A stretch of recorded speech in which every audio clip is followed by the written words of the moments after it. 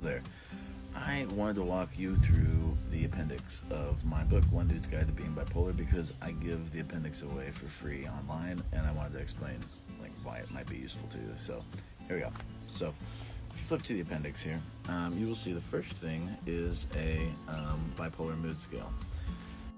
Now, as you'll see on the mood scale, it goes from severe depression all the way up to mania. So right in the middle is kind of the sweet spot. That's the balanced mood where you're not really experiencing mania or depression.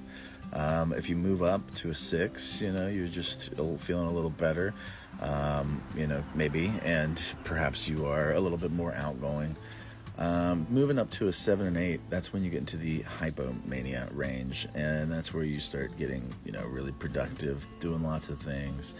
You're calling, texting, smoking, drinking coffee, drugs, alcohol, all that stuff, a lot more.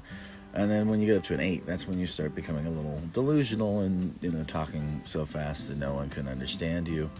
And once you move it to 9, you're really, at this point, pretty delusional, paranoid, and impulsive, making really bad decisions.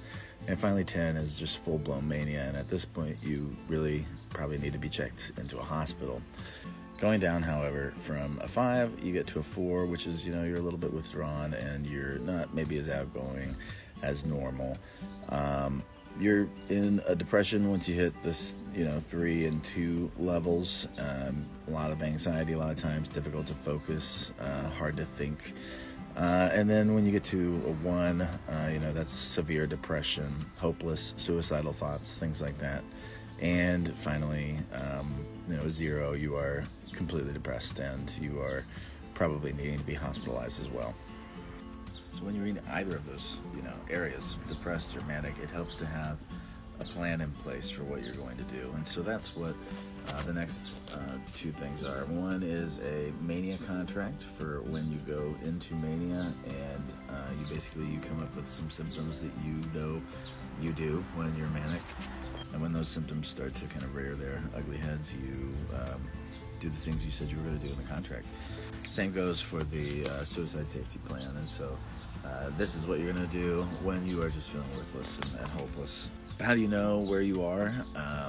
That's where the mood tracker comes in. And so that's what the last thing is down here is a mood tracker to help you understand kind of, where you're at.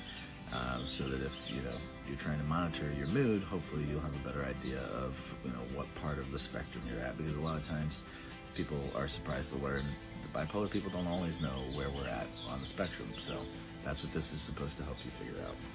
And finally, other accounts I recommend following of people who are bipolar or who are, doing good bipolar content. I'll tag them all in this video so that you can check it out, okay? Thanks. Take care, bud.